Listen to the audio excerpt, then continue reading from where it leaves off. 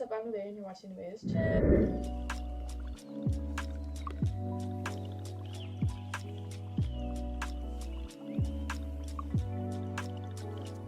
Hello.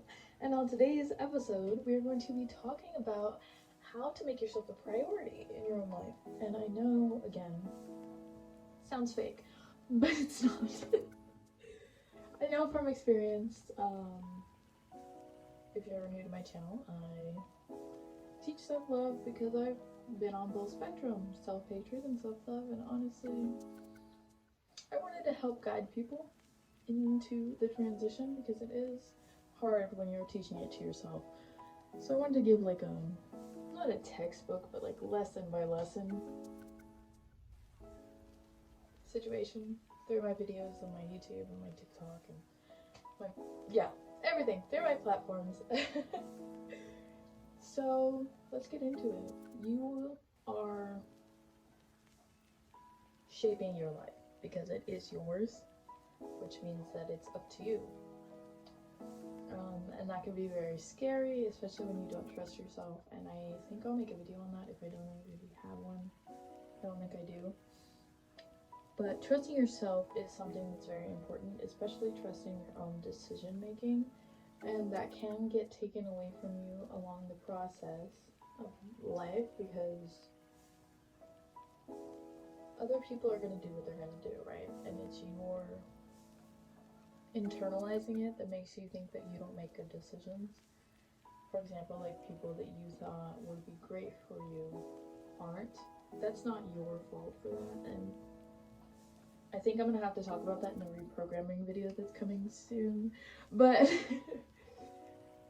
that's where you lose your trust, or when you have been in a manipulative situation before, they kind of like teach you to not follow your instincts or listen to yourself, and that's like as a way so that you only trust and believe them. And it doesn't have to be in relationships. It can be parental manipulation, it could be siblings, any relationship really. And the thing is, I don't know if everyone knows that they're doing it, and it really doesn't matter. It still has the same effect on people, so trust yourself. You have to learn to trust yourself, and you have to build trust with yourself. I did talk about this on my Instagram if you follow me on there. I was saying that keeping your word with yourself is trusting yourself. Can I say that? Come here. Want to say hi?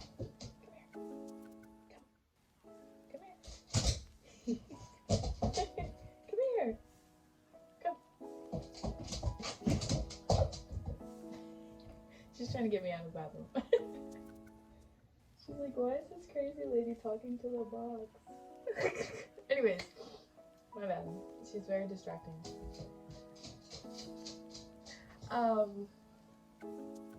Keeping your word to yourself is building your trust with yourself. And that does include when you're like, I'll do it tomorrow, and you don't do it tomorrow. I'll do it tomorrow, and tomorrow never comes, or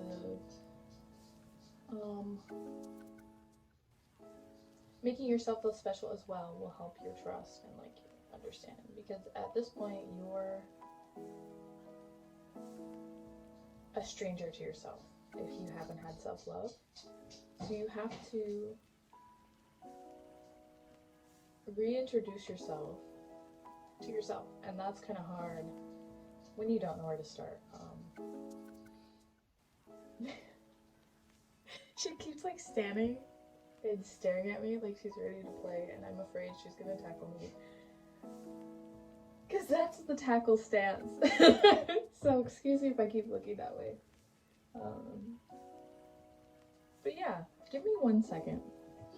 So like I was saying, you have to reintroduce yourself to yourself, and the way that you do that is you gotta make like a good first impression. You have to like figure out what you like, what you don't like, why you act the way you do, how you feel about yourself, why you feel that way. Persuade yourself into feeling differently if it's negative, and so on and so forth. So to make yourself a priority, you really have to focus on yourself. And I'm not talking about focusing on picking yourself apart, because that is not what you would do to a stranger that you potentially would want to be your friend. Instead, you would like go out of your way for them and find out their interests and make it more prevalent of those interests.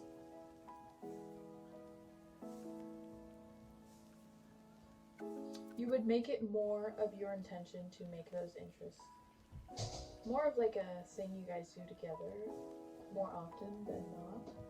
Why are you acting up right now?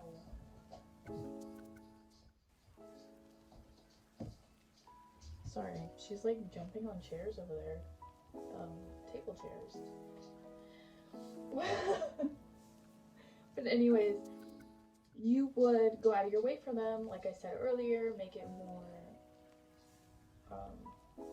their speed for them. And honestly, anything you do for someone you care about is something you should do for yourself. And I have to check on that. Hold on.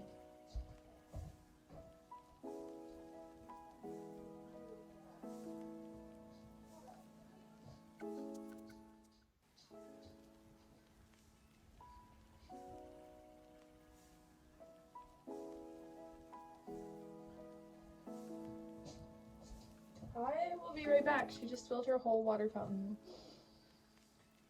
So like I was saying before everything, going out of your way to do things that make you happy or bring you joy or you know are beneficial for you in the long run. For example, eating healthier, or eating for some people, because some people do suffer with a bad relationship with eating, which it does get better and it can get better as long as you work on it and work for it. And I don't mean work for your food, I mean like work with your relationship with food.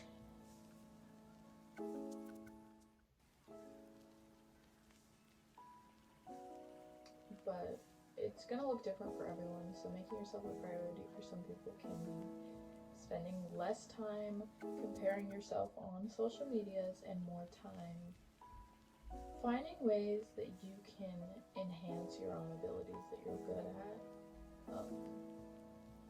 For example, some people have a lot of hobbies.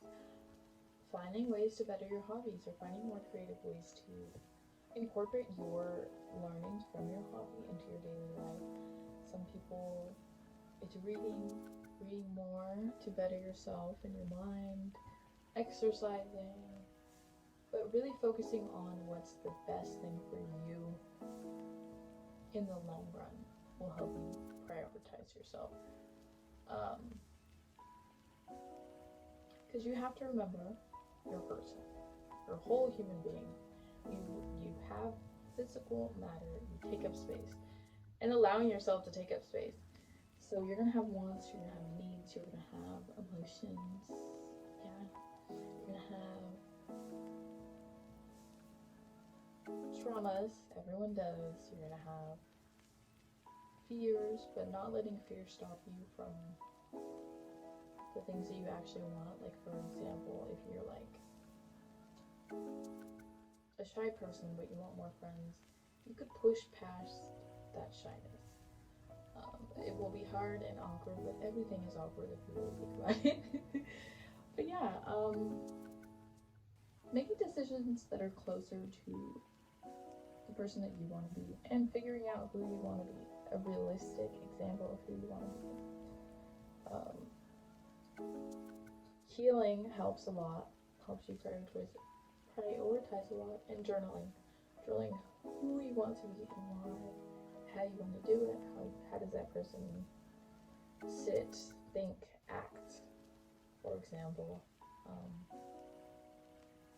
What energy do they bring in a room?